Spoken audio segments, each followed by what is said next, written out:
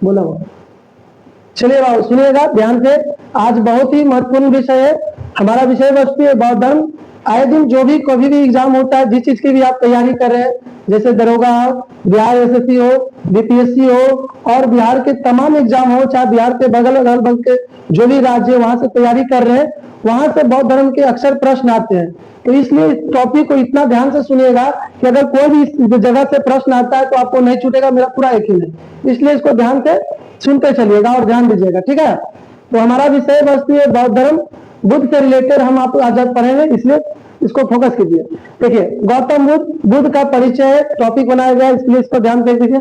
गौतम बुद्ध जो थे बौद्ध धर्म के संस्थापक थे। पहली बार शब्द में कहेंगे तो बौद्ध धर्म के संस्थापक बोलेगा तो कौन हो जाएगा? गौतम बुद्ध हो जाएंगे। बचपन का नाम पूछेगा, चलिए इनके बारे में कहेगा, बचपन का नाम बोलेगा तो गौतम बुद्ध का क्या था? सिद्धार्थ थे। गोत्र बोलेगा गौतम हो जाएगा।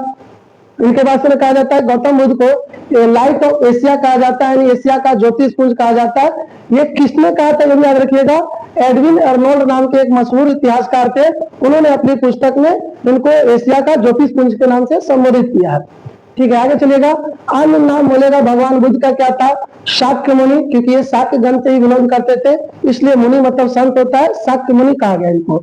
फिर हो जाएगा आपको गौतम बुद्ध। जब इनको पूर्ण ज्ञान की प्राप्ति हुई बौद्ध ज्ञान में, तो इनको यहाँ से गौतम बुद्ध की उपाधि मिल गई। आगे इनको देखिएगा तथागत भी इन्हीं के नाम से जाना जाता है। काफी बार पूछा गया कि तथागत के नाम से किनको जाना जाता है? तो महात्मा बुद्ध को।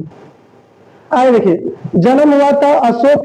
जन्म के विषय में पता चलता है, जैसे कि बहुत सारे स्रोत है, चीनी परंपरा के कैंटोन अभिलेख से भी इनके बुद्ध की जन्म के विषय में पता चलती है।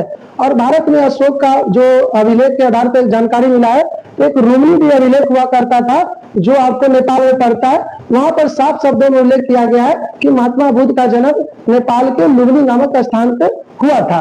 तो याद रखिएगा, अशोक के रूमनी अभिलेख से बुद्ध की जन्म का प्रमाण मिलता है। ये लुम्बिनी कुछ कहाँ पड़ता है? नेपाल में। या रूमनी अभिलेख भी याद रखिए नेपाल में। कब हुआ था? तो 563 ईसा पूर्व में हुआ था। ध्यान रखना है, लुम्बिनी के कपिल वस्तु में। पिता का नाम हो जाएगा सुधोधन। सुधोधन इनके पिता थे जो शाक्य गण के प्रमुख यानी लीडर थे, यानी राजा हुआ करते थे। ठीक है, ये क्षत्रिय थे। माता महामाया नाम था, जो ओरिजिनल इनकी माता था जिन्होंने इनको जन्म दिया था, उनका नाम महामाया था।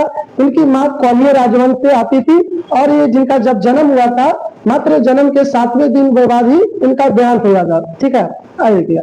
पालन पोषण इनकी मौसी प्रजापति गौतमी ने किया था। ध्यान रखिएगा, जब इनकी माँ का देहांत हो गया तो इनका लालन पालन का काम इनकी मौसी प्रजापति गौतमी ने किया और बाद में इनके पिता ने प्रजापति गौतमी से विवाह कर लिया। विवाह इनका पूछा जाता है कितने वर्ष की अवस्था में हुआ था? 16 वर्ष की अवस्था में इनका विवाह हुआ था। ध्यान रखना है। शाक्य कन्या यशोदा, ये भी याद रखिएगा, उनकी पत्नी का नाम यशोधरा था। और ये किस गण से आते थे? तो शाक्य गण से इनकी पत्नी आती थी। शाक्य गण की कन्या यशोधरा से हुआ था। इनके भाई का नाम था, चचेरे भाई का नाम देवदत्त था। उन्हीं के बहन थी ये यशोधरा, उन्हीं के साथ इनका विवाह हुआ था। आगे देखिएगा, गृह त्याग के बाद की यात्रा। इनको जब घर त्यागे थे तो सबसे पहले उन्होंने अपना पहला गुरु बनाए थे किनको? गुरु अलार कलाम। गुरु अलार कलाम वैशाली के बहुत बड़े संत हुआ करते थे, एक मुनि थे बहुत बड़े उस समय के प्रतिष्ठित। उनसे उन्होंने आपको सांख्य दर्शन यानी शून्यवाद का ज्ञान प्राप्त किया। समय के अनुसार ये अपने ज्ञान में उसमें शून्यवाद या सांख्य दर्शन में ये परिपूर्ण हो गए।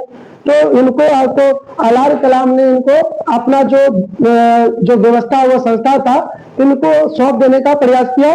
जब इन्होंने को देने का प्रयास किया गया तो इन्होंने कहा कि मैं आगे और भी ज्ञान प्राप्त करना चाहता हूं, और इन्होंने इनको नहीं लिया उस संस्था का पदभार और आगे निकल गए दूसरे ज्ञान की प्राप्ति के लिए राजगिरी की ओर। राजगिरी निकले तो उनको दूसरे गुरु बने रुद्रक रामपुत। याद रखिएगा, दूसरे गुरु का नाम रुद्रक रामपुत। कहाँ मिले? तो राजगिरी में।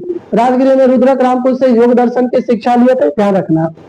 देखिएगा, उर्वेला जो बौद्ध ज्ञान में पूछा, एक और एग्जाम में पूछा गया, उर्वेला गौतम बुद्ध से संबंधित है। वो कहाँ पड़ता है? तो बौद्ध ज्ञान में। तो वहां पे 5 ब्राह्मण मिले थे। शुरुआत में 5 ब्राह्मण उर्वेला में मिले थे जो इनके साथी पे तौर पे थे। उनका नाम याद रखिएगा, कौंडिन्य हो जाएगा, बप्पा हो जाएगा, भदिया, महानाया और असावी थे, जिनके साथ कठोर तपस्या उन्होंने किया था। और हाँ, जब तपस्या कर रहे थे ये पांचों साथी के साथ मिलकर बोध गया में, तो इनका जो शरीर था 49-50 दिन, लगभग 49 दिन तक इन्होंने घनघोर तपस्या किया और शरीर से मांस इनका लगभग गायब हो चुका था। तो एक सुजाता नाम की उस दौरान महिला हुआ करती थी, उन्हीं के क्षेत्र में रहती थी। तो उनका बहुत लंबे समय के बाद उनका पुत्र हुआ था। पुत्र के खुशी में वो सभी गरीब लोगों को खाना खिला रही थी। उसी दौरान उस महिला का नजर बुद्ध पे पड़ा और बुद्ध को आपको खीर खाने को परोसा और बुद्ध ने इसको सेवन किया, जिस कारण से इनके जो साथी थे पांचों काफी दुखी हुए, इनको भला बुरा कहा और दुष्ट मानव कह करके उनका साथ छोड़ करके वो साथी पांचों ऋषि पत्तम जो सारनाथ की ओर निकल गए। लेकिन इसी से आप यह भी याद रख सकते हैं कि ये जो मध्यम मार्ग जो बुद्ध को ज्ञान प्राप्त हुआ था वो यही पे कहीं ना कहीं अनुभूति हुआ कि जो आदमी जरूरत से ज्यादा ना कुछ करना चाहिए ना जरूरत से ज्यादा कम, इसलिए बीच का मार्ग अपनाना चाहिए जिससे आदमी सुखी संपन्न रह सके। ये ज्ञान उन्हीं से प्राप्त हुआ। तो मतलब कहने का मतलब यहीं से प्राप्त हुआ था। याद रखिएगा, पूछा जाता है कि बोध गया में उनको कौन खीर खिलाया था, तो महिला का नाम सुजाता था। 5 ब्राह्मण नाराज होकर कहाँ चले गए? तो सारनाथ, जो इसका नाम ऋषि पत्तम हुआ कर रहा था।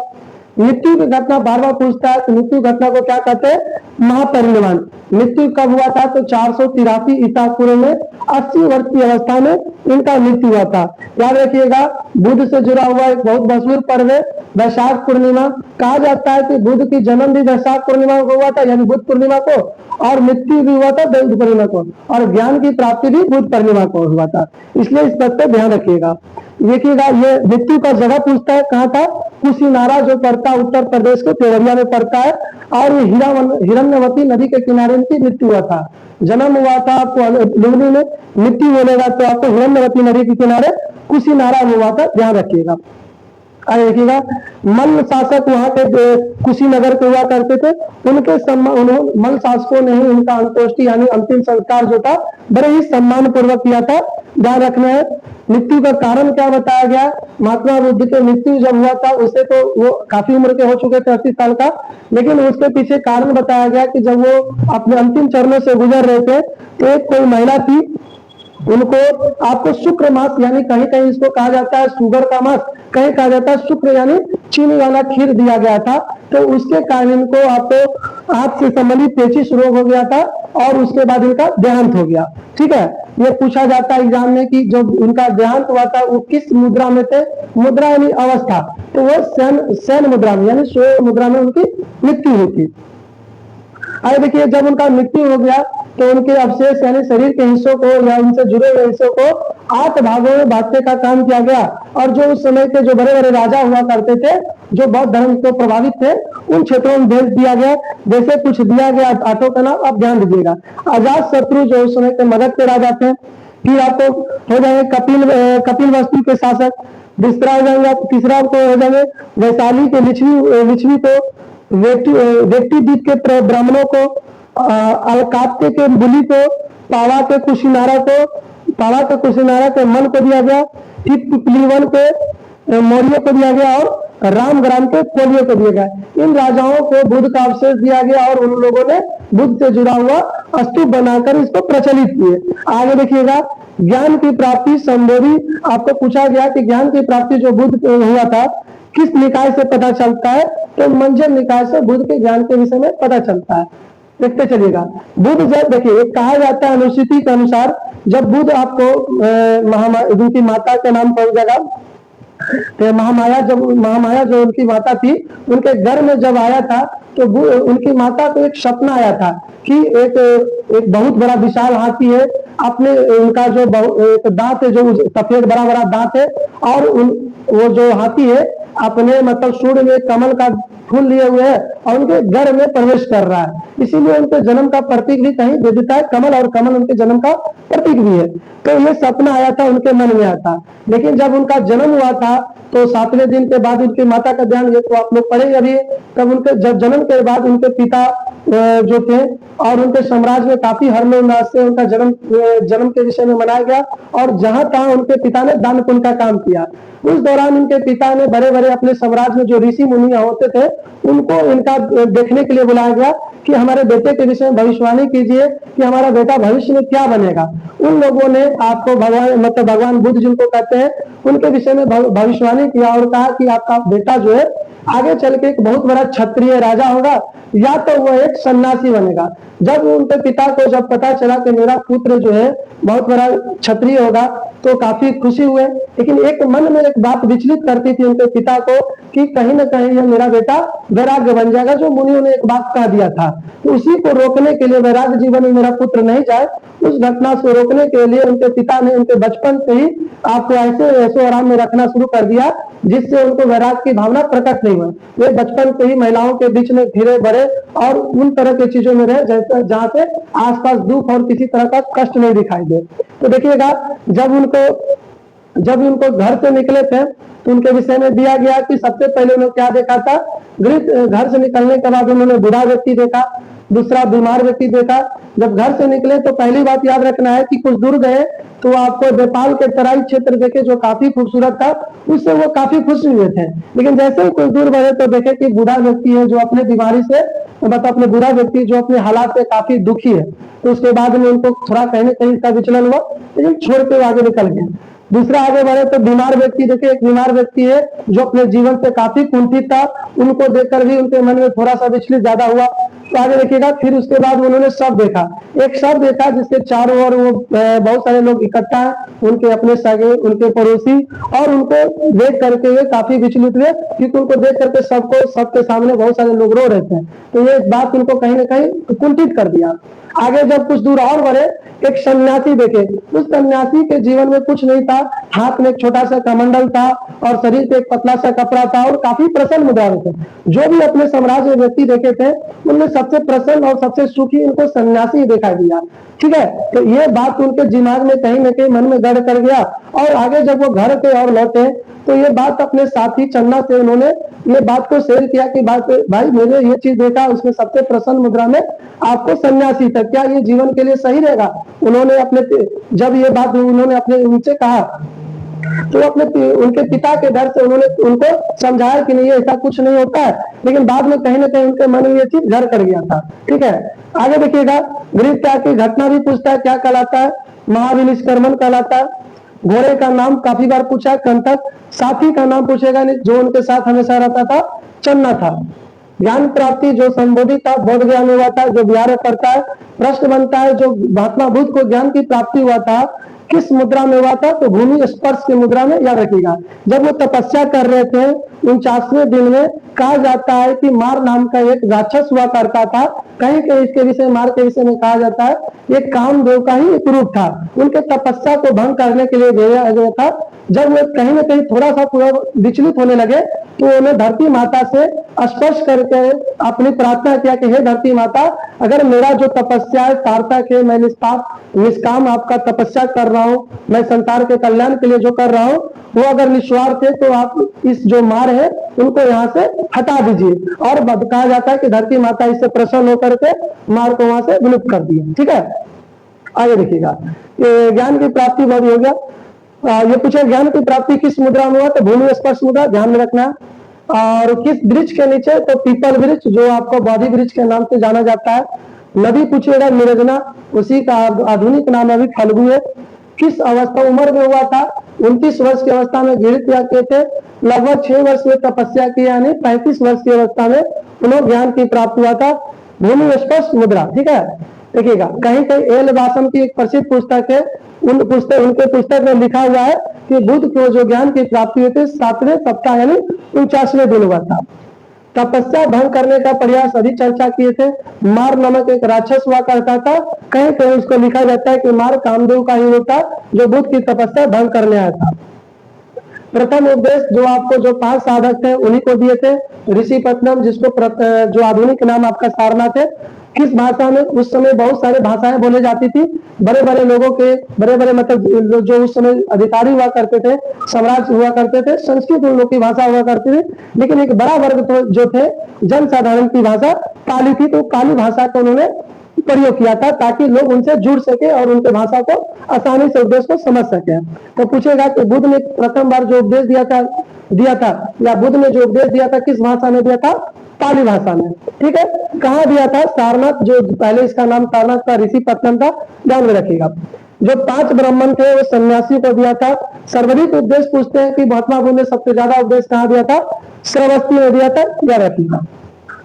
उनके प्रमुख अनुयायी थे जो राजा हुआ करते थे बुद्ध के समय में, तो उनके बारे में कहा जाता है कौन कौन उनके प्रमुख अनुयायी थे। अनुयायी मतलब होता है जो उनके विचारों को मानने वाला है। तो बिंदीसार हो जाएंगे।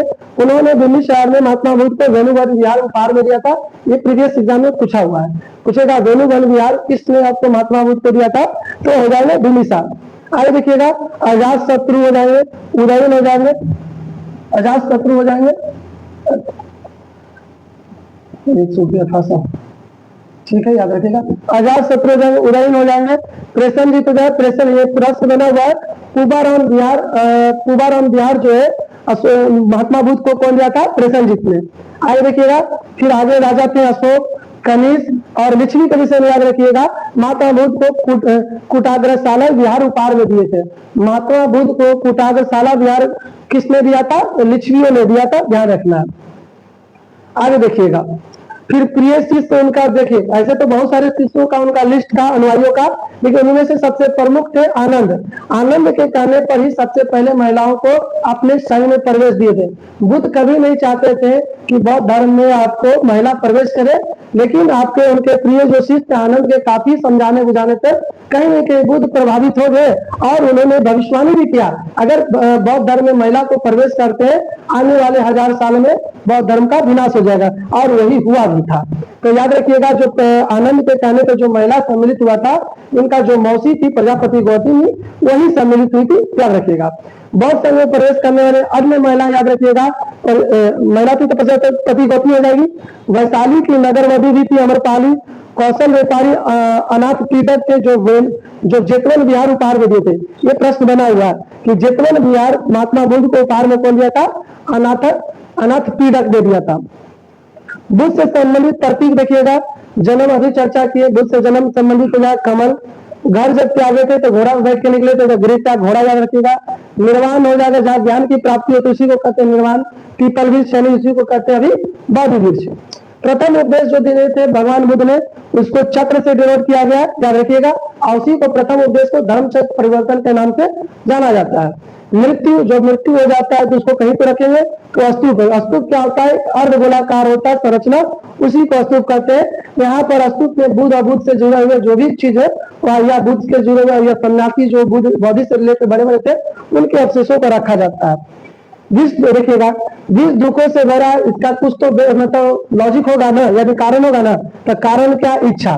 बुद्ध ने जब अपना विचार प्रकट किया कि दुनिया जो है दुखों से भरा हुआ, इसके पीछे कारण क्या है? इच्छा। जो मनुष्य बहुत सारी इच्छाएं लेते रहते हैं, इच्छा पूरा हो गया तो दूसरा तो तीसरा, यही इच्छाएं उनके दुखों का प्रमुख कारण है।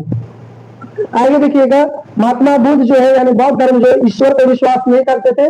आप ये भी याद रख सकते हैं, इन सारे बौद्ध धर्म का उदय भी ईश्वर के खिलाफ हुए थे, यानी ब्राह्मण धर्म के खिलाफ हुआ था। इसे याद रखिएगा कि बौद्ध जो थे ईश्वर को नहीं मानते थे, आत्मा को भी ये बौद्ध धर्म नहीं मानते थे, लेकिन पूर्ण जन्म पे आपको विश्वास करते थे, ध्यान रखिएगा। ईश्वर को नहीं मानते थे, आत्मा को नहीं मानते थे, लेकिन बौद्ध जो है पूर्ण जन्म में विश्वास करते थे। देखिएगा, बुद्ध का त्रिरत्न पूछता है, क्या है? बुद्ध धर्म है और संघ है। बुद्ध से जुड़ा हुआ त्रिरत्न बोलेगा तो क्या हो जाएगा? बुद्ध धर्म संघ। आगे देखिएगा, बौद्ध संगति भारत में टोटल 4 हुए थे। वो चारों का समय अध्यक्ष जो जिसके समय तो याद रखना है। तो पहला हुआ था 483 ईसा पूर्व में। उस समय हुआ करते थे, मगध के राजा थे अजात शत्रु, अध्यक्षता के थे उस बौद्ध संगति का महाकश्यप। देखिए याद रखिएगा, प्रथम बौद्ध संगति में आपको सूत पिता का विनय पिता की रचना की गई थी। ये महत्वपूर्ण है, राजगिरी में हुआ था। प्रश्न बन जाता है सूत पिता की रचना कौन किया था?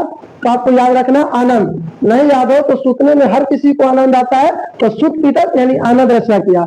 और दूसरा इसमें विनय पिटक। विनय का याद रखने के लिए तरीका, आपको किसी का अनुनय विनय करते यानी हाथ गोल जोड़ते हैं तो उठ जाते हैं, उसी को याद रखिएगा। उपाली ने किया था। विनय पिटक की रचना बोलेगा उपाली, और सूतने में आनंद आता है यानी सूत पिटक की रचना आनंद ने किया था। हुआ था पहला राजगिरी में। दूसरा देखिएगा 383 ईसा पूर्व में हुआ था।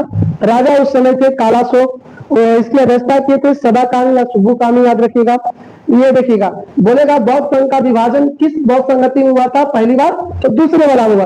नहीं याद रहे तो दूसरा से दो पार्ट होता है ना, दो बोलते हैं तो एक और दो यानी दो बात में विभाजन हुआ, तो उसी से याद रखिएगा बौद्ध संगति का विभाजन पहली बार दूसरी वाले बौद्ध संगति में हुआ था। तो स्थावीर महासंघ में विभाजन हुआ था, हुआ कहा था वैशाली में।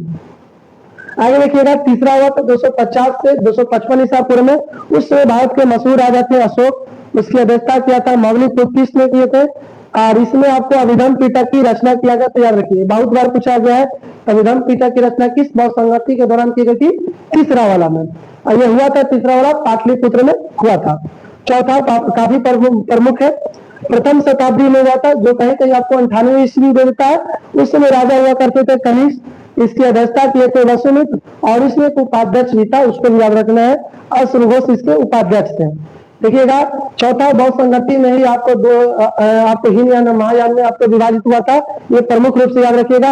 और चौथा बौद्ध संगति में ही आपको संस्कृत को अपनाया गया था अपनी भाषा प्रचार प्रसार के लिए, यहीं से आपका बौद्ध संगम का मतलब बौद्ध धर्म का कहीं ना कहीं विनाश शुरू हो गया था। तो चौथे बौद्ध संगति के दौरान ही संस्कृत को अपनाया गया था, ये भी याद रखिएगा। हुआ कहा था कुंडलवन कश्मीर में हुआ था, ध्यान रखना। आगे देखिएगा, बहुत ही महत्वपूर्ण है, बौद्ध धर्म के संप्रदाय तीन थे आपको, हीनयान था, महायान था, वज्रयान था। उसके विषय में पैनिक नजर रखना है, एकदम ध्यान रख सुनिएगा।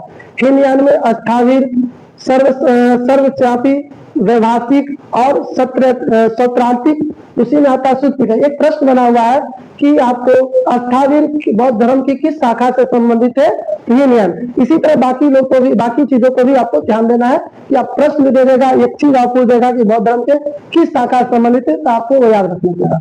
दूसरा देखिएगा महायान, ये माध्यमिक विचारधारा से संबंधित हो जाएंगे। शून्यवाद का ये भी प्रश्न बना हुआ है, बौद्ध धर्म के किस शाखा से शून्यवाद का उल्लेख होता है, तो महायान से। और विज्ञानवाद भी याद रखिएगा, विज्ञानवाद भी पूछा गया कि बौद्ध धर्म के किस शाखा से विज्ञानवाद का उल्लेख हुआ है, तो महायान। नहीं याद हो तो इसको याद रखिएगा, वैज्ञानिक जो होते हैं महान होते हैं, तो महायान शाखा से विज्ञानवाद, इसमें योगाचार भी याद रखिएगा। स्थापना पुस्तक महायान शाखा का कौन कहते, नेत्रनाथ, उसमें एक प्रसिद्ध आचार्य थे, उन्होंने कहा था। और इसी का और विकास करने में किनका योगदान था, महायान शाखा का, असंग था, वसुवध, ये लोग थे जो महायान शाखा को काफी ब्रॉड स्तर पे ले गए थे। तीसरा देखिएगा, वज्रयान था, वज्रयान में काल चक्रायन आता उल्लेख किया गया, प्रश्न भी बना हुआ है, काल चक्रायन बौद्ध धर्म के किस शाखा से है, तो वज्रयान से आया है। फिर पूछा गया सहजायन, ये सहजायन आपको बंगाल क्षेत्र में प्रचलित था। तारा संप्रदाय वज्रयान शाखा से ही संबंधित है, याद रखिएगा। तो ये पूछा जाता है कि किस बौद्ध मतलब शाखा में आपको तारा को यानी तारा देवी को या तारा को बुद्ध की पत्नी के रूप में उल्लेख किया गया है, तो वज्रयान शाखा में तारा को आपको बुद्ध की पत्नी के रूप में उल्लेख किया गया है। यह तारा संप्रदाय बोले तो किस देश में प्रचलित है, तो जापान में मुख्य रूप से प्रचलित है। आगे देखिएगा, वज्रयान शाखा का उदय किस शताब्दी में या किस सदी में सबसे ज्यादा था, तो आपको याद रखना है 8वीं सदी। जैसे आपको भारत में पाल शासक हुआ करते थे, ये लोग आपको मुख्य रूप से आपको वज्रयान शाखा को ही बौद्ध धर्म का फॉलो करते थे, यानी मानते थे। इस शाखा में देखिएगा, बौद्ध धर्म के विनाश की ओर ले जाने वाला कौन शाखा था, तो वज्रयान शाखा था। यानी इस शाखा में भारत में बौद्ध धर्म के पतन में मार्ग प्रशस्त किए, यानी यही वज्रयान शाखा था जो ब्राह्मणवाद को स्वीकार कर लिए, जादू टोना ये फल्ला चिल्ला इस का बहुत सारे आदमन को ये लोग स्वीकार कर लिए, जिसके कारण कहीं न कहीं बौद्ध धर्म अपने गड्ढे की ओर जाने लगा, यानी गर्भ की ओर जाने लगा। ठीक है, आगे सुनिएगा। बुद्ध की प्रथम प्रतिमा पूछा गया किस शैली में बना था, यानी किस कला में बना था, तो मथुरा कला में बना था, इसको याद रखिएगा। प्रश्न बनेगा कि बुद्ध की प्रथम मूर्ति जो बना था किस कला में, तो आपको बताना पड़ेगा मथुरा कला। लेकिन यही पूछ देंगे कि सबसे ज्यादा किस शैली में बना था, तो गंधार शैली। गंधार शैली आप लोग को पता होना चाहिए, ध्यान रखिएगा। तो इस प्रकार हमारा बौद्ध धर्म से संबंधित था विषय, और हमको उम्मीद है कि आप लोग को बहुत ही अच्छे से समझ आया है। और इसको ज्यादा से ज्यादा अगर पसंद आया तो लाइक कीजिए, कमेंट कीजिए और शेयर भी कीजिए, ताकि हमारा मनोबल इसी तरह बना रहे। ठीक है।